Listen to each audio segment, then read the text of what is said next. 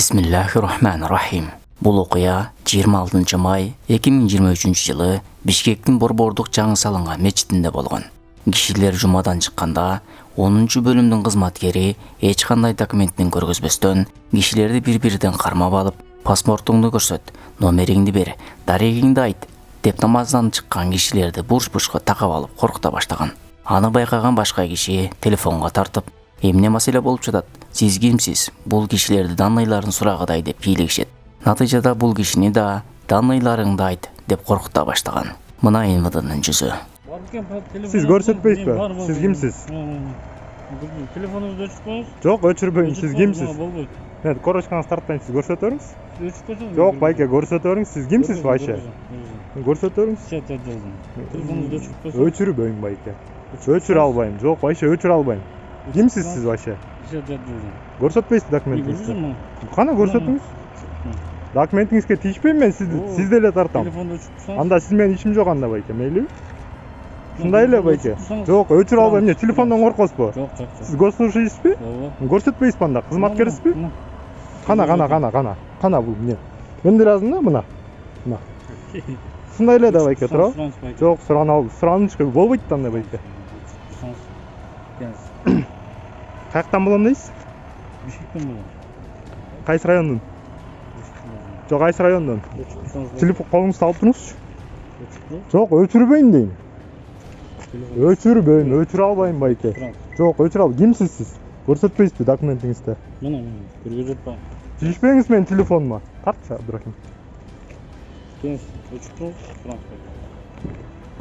Телефон, документ көрсөтпөйсүзбү? Телефон номериңизди берсеңиз, Бере албайм мен. Эмнеге беришим керек сизге? Siz kimsiz вообще? До конца siz менен жүрөм да азыр. Kimsiz siz вообще? Ушундай адамдар келип алып бизден документ требовать этет да. Kimsiz siz вообще? Даватчылар. Причем тут даватчылар мен? Мен намаздан чыктым азыр, жума намаздан. Siz kimsiz менен документ сурай турган? Жок, kimsiz? Өзүңүз тааныштырбайсызбы сиз? Я. Жок, байке, өзүңүз тааныштырбайсызбы? Kimsiz siz?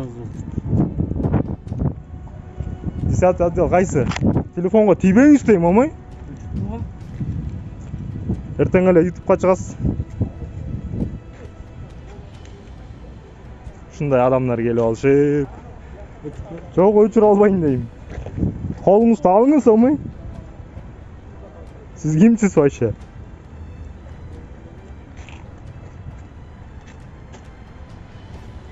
Келип документ сурайт. Өзүнүн документин сурасаң, өзүнүн документин сурасам көрсөтпөйт.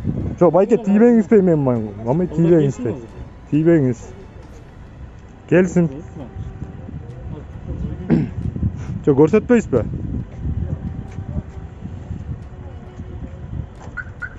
Көрсөтөсүзбү же көрсөтпөйсүзбү? Алып келсин. Алып келсин? Ушундай документи жок келип алып адамдар текшерип атышат. Алып келсин дейт го. Ошентип колунан эч нерсе келбей, 10 бөлүмдүн кызматкери кечинде көрөсүн. Эми сага көрсөтөбүз деп видеого тарткан жигитти сүрөткө тартып, машинасынын номерин да сүрөткө тартып кетип калат. Ушул жерде бир маселе. Мусулмандар тынч намаздарын окуп кете алышабы? Же каяктагы бетин түзүгүрөөк жууй албаган, адамдардын укугун уруп ойнобогон МВДнын жүгүртөктөрүнө отчет берип олтурабы? Бир туруп оронгон кыздарды коркутасыңар, бир туруп кишилерди подстава кыласыңар. Кыргызстанда дин эркиндиги калбадыбы я, урматтуу Улан Ниязбеков? Сиздин дооруңузда мусулмандар тынч жашайбы же жокпу? Эмне үчүн сиздей динге каршы адамдарды президентибиз министр кылып коет? Сизге чара көрүлөбү же жең ичинен томбучулабы? Сиз көрсөтмө бербесеңиз, булар өздөрүнчө иш кылып жатышабы анда? Урматтуу мусулман бир туугандар, баарыңыздарга кулак кагыш. Кайсы бир орган кызматкери, мейли СНБ, милиция, прокурор, сот, кимиси келсе да, ага өз паспортуңарды, телефон номер, үй дарек жана ушуга окшогон өз данныйларыңарды көрсөтүүгө милдеттүү эмессиңер. Алар өз документтерин көрсөтүп, мен СНБмын, опермин, сотмун, прокурормун десе да, көрсөтүүгө милдеттүү эмессиңер. Эгер МВДнын министри Улан Ниязбеков өзү келип көрсөтүп коюңуз десе да, милдеттүү эмессиңер. Ал эми сурак кылуу боюнча келсек, сурак эч качан көчөдө болбойт. Ал тийиштүү мекеменин ичинде гана болот. Жана тергөөчү гана сизди сурак кыла алат. Анда да сурак кылуу боюнча повестка келмейинче эч ким сизди сурак кыла албайт. Эгер ушундай мыйзам бузуулар каттала турган болсо, дароо милицияга чалыңыз жана алардын ушундай мыйзамсыз иш аракеттерин видеого тартып алып интернетке чыгарыңыз жана ишти прокуратурага өткөзүп бериңиз. Видеого тартпа, антпе, минтпе дегенге эч кимдин акысы жок.